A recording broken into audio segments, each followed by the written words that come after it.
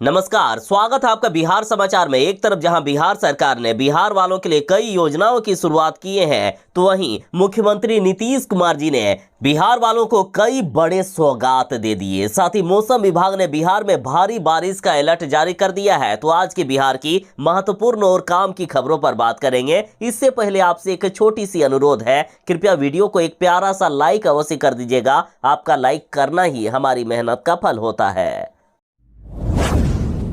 बिहार में आज से ही बारिश की शुरुआत हो गई है। बिहार के कई जिलों में बारिश होना भी शुरू हो गया है। मौसम विभाग ने अब यहां तक कह दिया कि बिहार में 21 से लेकर 24 सितंबर तक भारी बारिश होने वाली है।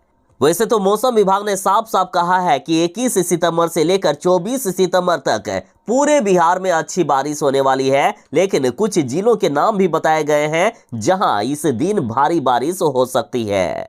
देखिए, 21 सितंबर को बिहार के बांका, जमुई, भागलपुर, मुंगेर, किशनगंज, अररिया, सुपौल, पूर्णिया और कटिहार जिले में भारी बारिश होने वाली है। तो वहीं 22 सितंबर को पश्चिमी चंपारण, पूर्वी चंपारण, सीतामढ़ी, शिवहर, मधुबनी, सुपौल, अररिया, किशनगंज, सहरसा, मधेपुरा और पूर्णिया में भारी बारिश दर्ज की गई है। इसके अलावा 23 सितंबर को पश्चिमी चंपारण, पूर्वी चंपारण, सीतामढ़ी, शिवहर, मधुबनी, सुपौल, अररिया, किशनगंज, गोपालगंज, सिवान, दरभंगा, मुजफ्फरपुर और सहरसा जिले में भारी बारिश होने वाली है। साथ ही बिहार के सभी जिलों में वज्रपात को लेकर लोगों को सावधान रहने को कहा गया है। कहा गया कि पूरे बिहार में वज्रपात की संभावना है, जरा बच के रहे।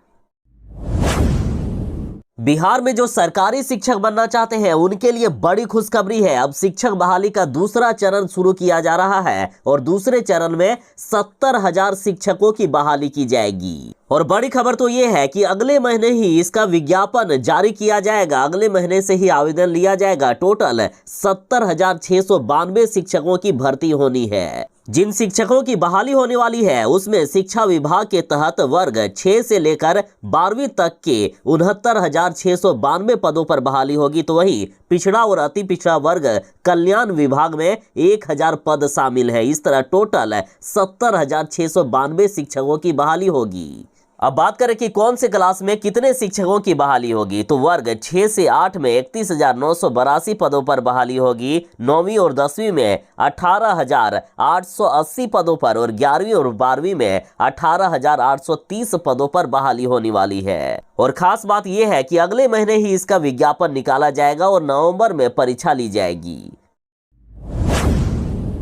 नीतीश कैबिनेट ने बड़ा फैसला ले लिया है। अब बिहार के आंगनबाड़ी में पढ़ने वाले बच्चों को सुधा दूध मिलेगा। देखिए, राज्य के आंगनबाड़ी केंद्रों के 3 से 6 वर्ष तक के बच्चे अब नाश्ते के साथ दूध भी पिएंगे। सुधा दूध इन्हें पिलाया जाएगा और इसके लिए दूध चूर्ण सप्ताह में 2 दिन इन्हें उपलब्ध कराए जाएंगे। सप्ताह में 2 दिन नाश्ते के साथ इन्हें दूध दिया जाएगा। एक एक बच्चे को 100 ml दूध दिए जाएंगे। और इसके लिए नीतीश कैबिनेट ने 232 करोड़ 20 लाख रुपए पास कर दिए हैं। 232 करोड़ 20 लाख की ये योजना है, जिसके के तहत आंगनबाड़ी केंद्रों में पढ़ने वाले 3 से 6 वर्ष के बच्चों को सप्ताह में 2 दिन 100 ml करके दूध दिया जाएगा।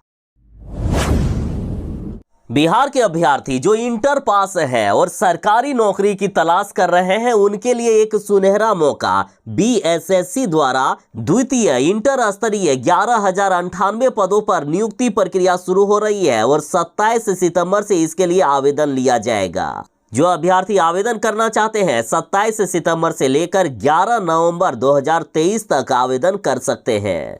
देखिए, बिहार कर्मचारी चयन आयोग यानी बीएसएससी ने द्वितीय इंटर स्तरीय संयुक्त प्रतियोगिता परीक्षा का नोटिफिकेशन जारी कर दिया है। इसके अनुसार राज्य के 22 प्रकार के पदों पर टोटल 11,098 नियुक्तियां होने वाली है और इसमें सबसे अधिक भूमि एवं राजस्व विभाग के अधीन राजस्व कर्मचारी के 3,559 पद शामिल हैं। तो वहीं पंचायती राज विभाग के अधीन पंचायत सचिव के 3,532 पद और नगर विभाग एवं आवास विभाग के अधीन निम्न वर्गीय लिपिक के 2,039 पद शामिल हैं। यदि एज लिमिट की बात करें तो मिनिमम 18 साल एज रखा गया है। बाकी जनरल वालों के लिए अधिकतम 37 साल, बीसी या ईबीसी के लिए अधिकतम 40 साल और एससी एसटी के लिए अधिकतम 42 साल एज लिमिट है।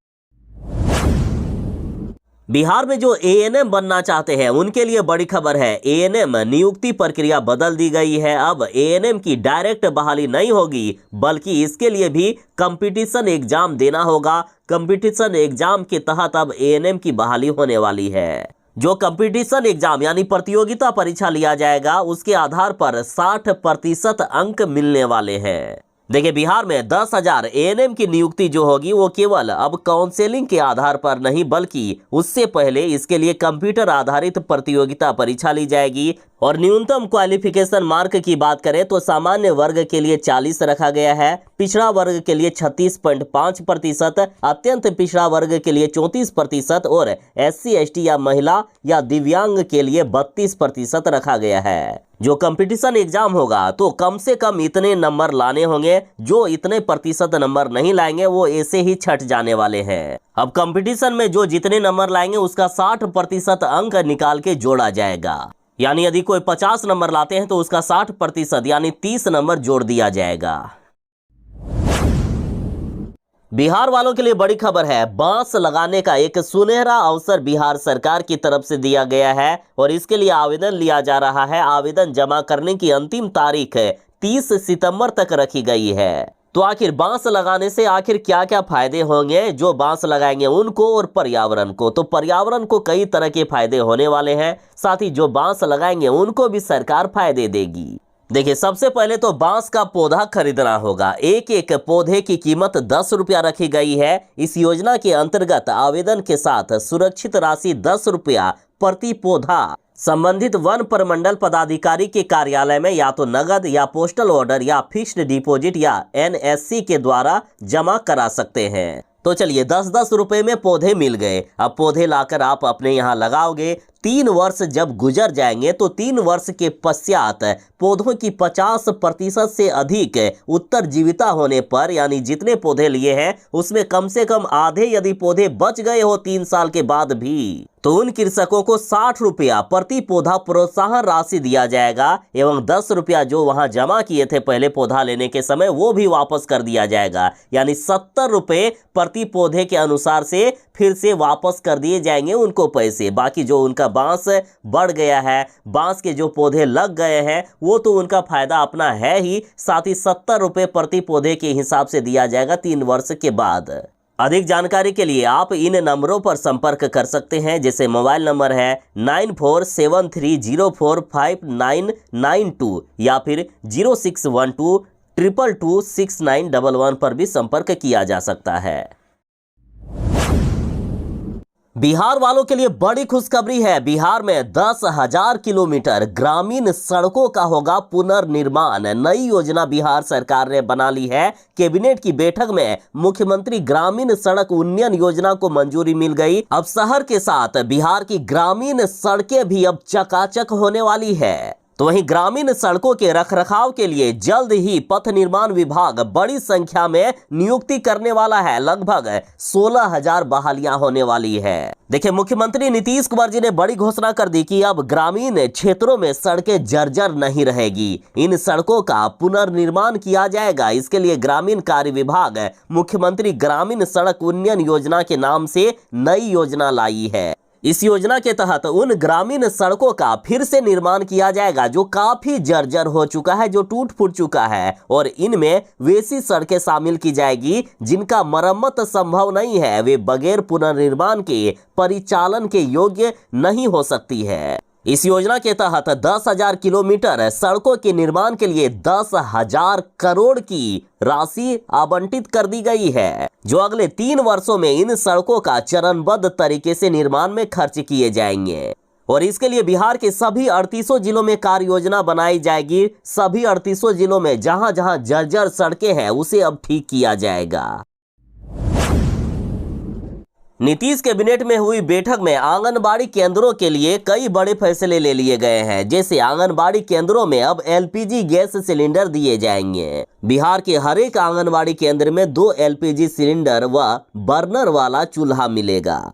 देखिए, अपर मुख्य सचिव ने बताया कि समाज कल्याण विभाग द्वारा बिहार में 1,15,009 आंगनबाड़ी केंद्रों का संचालन किया जा रहा है। और इन सभी आंगनबाड़ी केंद्रों को धुआं रहित ईंधन के लिए एलपीजी वाले दो गैस सिलेंडर और बर्नर वाला सिंगल चूल्हा दिया जाएगा। साथ ही उनको मासिक रूप से गैस रिफिलिंग की भी सुविधा दी जाएगी। इस योजना पर राज्य सरकार को 74 करोड़ 75 लाख और गैस रिफिलिंग पर सालाना 165 करोड़ 75 लाख अनुमानित खर्च होने वाला है। और साथ ही हमने जैसे बात किया कि हर एक आंगनबाड़ी केंद्र में 3 से लेकर 6 वर्ष के बच्चों को सप्ताह में 2 दिन दूध दिया जाएगा।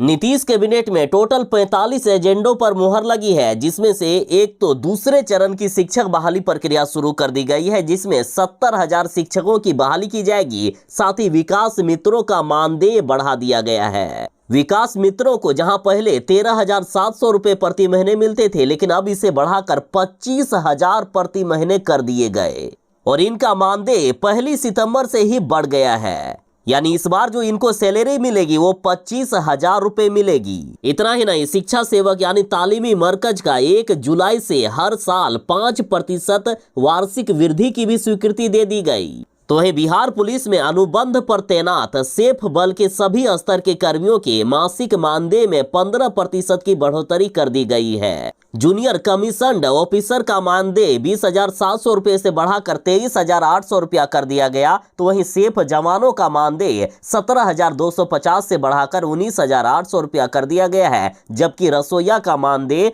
13,110 से बढ़ाकर 15,100 कर दिया गया। जो मैट्रिक का फॉर्म अभी तक नहीं भर पाए हैं उनके लिए बड़ी खबर है। अब 30 सितंबर तक डेट बढ़ा दिया गया है। अब 30 सितंबर तक भरा जाएगा मैट्रिक परीक्षा का फॉर्म। देखिए, बिहार विद्यालय परीक्षा समिति ने मैट्रिक वार्षिक परीक्षा 2024 के लिए परीक्षा फॉर्म भरने की तिथि बढ़ा दी है। पहले अंतिम तिथि 17 सितंबर तक ही रखी गई थी, जो बढ़ाकर अब 30 सितंबर तक कर दी गई है। पिछली बार कई लोगों ने फॉर्म नहीं भरा था, कई लोग छूट गए थे, इसलिए इस बार डेट बढ़ानी पड़ी, लेकिन आगे डेट नहीं बढ़ाया जाएगा। इसलिए इस बार निश्चित रूप में जरूर फॉर्म भर लीजिएगा।